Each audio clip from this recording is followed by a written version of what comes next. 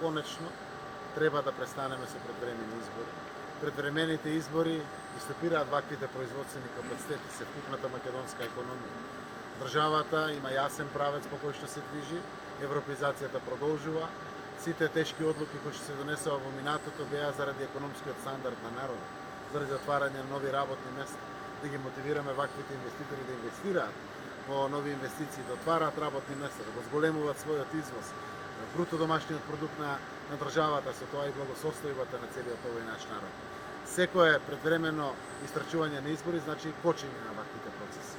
Затоа редовните избори се во 2024 година и треба да обстоиме на тоа, а до тогаш навистина треба сите, ама буквално сите, почнувајќи од мене, председателот на државата, извршната власт, општините, но и сите наши граѓани да ги засукаме ракавите и да работиме.